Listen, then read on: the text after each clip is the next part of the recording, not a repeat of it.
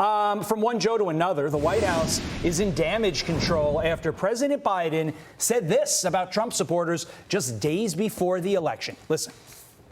Or Puerto Rico, where I'm in my home state of Delaware, they're good, decent, honorable people. The only garbage I see floating out there is his supporters.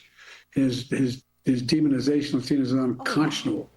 Carly, I ask you, does that remind you of anything? You could put half of Trump supporters into what I call the basket of deplorables. Right? The racist, sexist, homophobic, xenophobic, Islamophobic, you name it. Joe Concha is a Fox News contributor, and he joins us now. Joe, good morning to you. There is so much that could be said about this conversation over who is and is not garbage today. And one of the things is that the Kamala Harris campaign was worried that about Joe Biden campaigning for her. And they were concerned that he would be a liability. And look at where we are today.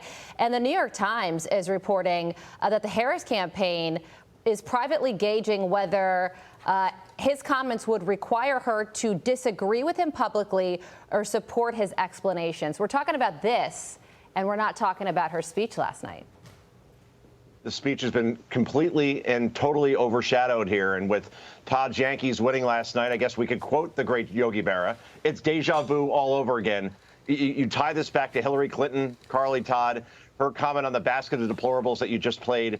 That was a huge turning point in the 2016 campaign, to which Hillary did not recover, because this just went far beyond criticizing Trump back then. Now you're speaking down to half the country in the most demeaning way possible. And Joe Biden did it again last night, 6 days before an election, and stepping all over Kamala Harris's speech. And Democrats, by the way, guys, have a huge history of doing this. Remember when Barack Obama was caught on a hot mic talking about middle America, clinging to their Bibles and guns? Remember earlier in this presidency, when Joe Biden, along with his allies in the media, many other Democrats, kept referring to Trump supporters as extreme, MAGA, dangerous, a threat to democracy. And of course, it was that kind of rhetoric that helped lead to 2 assassination attempts of former President Trump. Meanwhile, the White House attempted to edit the transcript last night in an effort to cover for Biden, but social media made sure that no one's buying that because, you know, it's all on video. And by making this remark when he did, Joe Biden may have very well sunk his vice president's chances to win the presidency that were already going backwards before that speech last night. Interesting. Well, it's not just the White House is trying to clean up. Politico, you know, the unbiased media,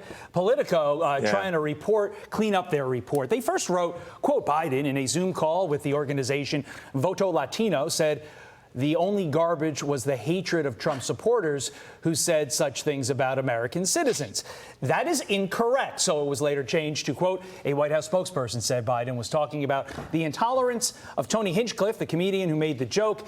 A White House transcript of Biden's remarks included an apostrophe in the word supporters, but a number of Trump advocates accused Biden of saying supporters, which would make it a condemnation of a broad swath of Republicans. My head hurts. Many words that are unnecessary. Biden messed up. Just say it. Your thoughts, Joe?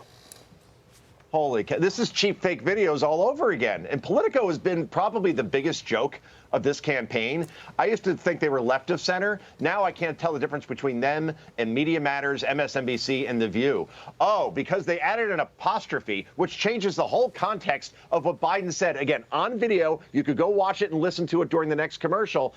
And they're telling you, no, it didn't really happen. Don't worry about it. This is why social media is so great, because they can't get away with this stuff anymore. The writer of that piece is getting killed with the ratio to end all ratios below that tweet. That I do know. Okay, so let's talk about Joe Rogan. He, of course, just did the 3-hour-long interview with Donald Trump, and he just posted on Twitter that an interview with Kamala Harris is not entirely off the table.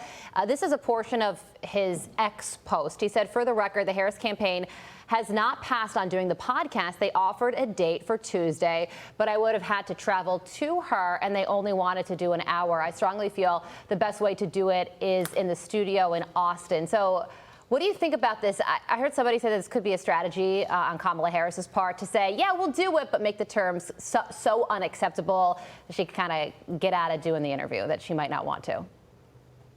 Carly, there are no terms when you go on with Joe Rogan, the most popular podcast in the country. 39 million people watch Donald Trump on there with Joe Rogan. Pretty good opportunity for Kamala Harris, who's trailing right now. But no, her campaign says she'll only do an hour. You have to come to us. J.D. Vance smartly said, you know what? I'm available. I'll go down to Austin. He's going to do the 3 hours. The reason why Kamala Harris won't do 3 hours is because she can't do 3 hours. She can barely survive any interview for 20 minutes. And we've seen what happens when she's outside of a teleprompter. She becomes a human Chernobyl.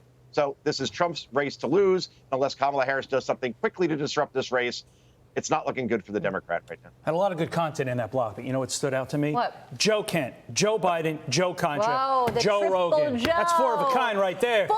That's going to win you some poker games. Joe Concha. Nothing like it. All right, Joe, thank you so much. I'm Steve Doocy. I'm Brian Kilmeade. And I'm Ainsley Earhart. And click here to subscribe to the Fox News YouTube page to catch our hottest interviews and most compelling analysis.